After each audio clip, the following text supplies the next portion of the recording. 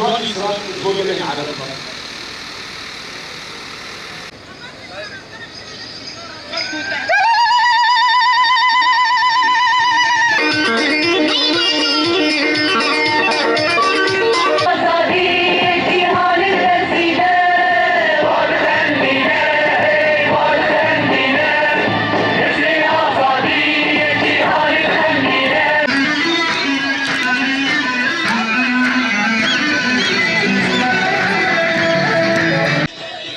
كفتنتي ودولتها تركيا سركفتني وشرشها كردستانية أمجد بجن بالخدان شيانا سركفتني يومية بجي ريبرابو بجي براتيا قلن بجي هذا سوريا ديمقراطيك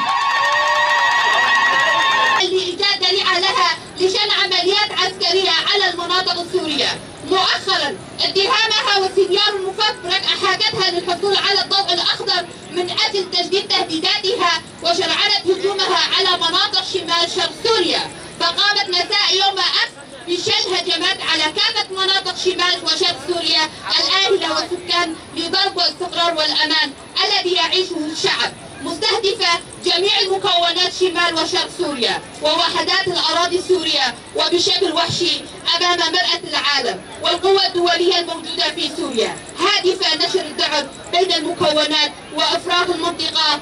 الضربات الجوية التركية شملت مناطق واسعة في شمال وشرق سوريا والشهبة، مما أدى إلى استشهاد المدنيين ووقوع إصابات. فهذه الهجمات تظهر هزيمتها في جبال حرية وأمام جميع المنظمات والدول الإقليمية ولهجماتها التامة منها. ونحن كشعوب شمال شرق سوريا عامة والمرأة خاصة متخذين من أدوار في الساحات ونلتقي حول قواتنا والإدارة الذاتية للحفاظ على وحدة مكتسباتنا ووحدة أراضينا والمكتسبات والتضحيات التي قدمها الشعب.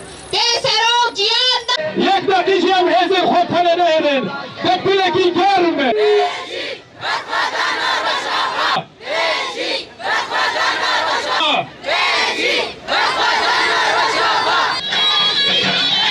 دست واحد دست واحد إن شاء الله سنكسر الجولة.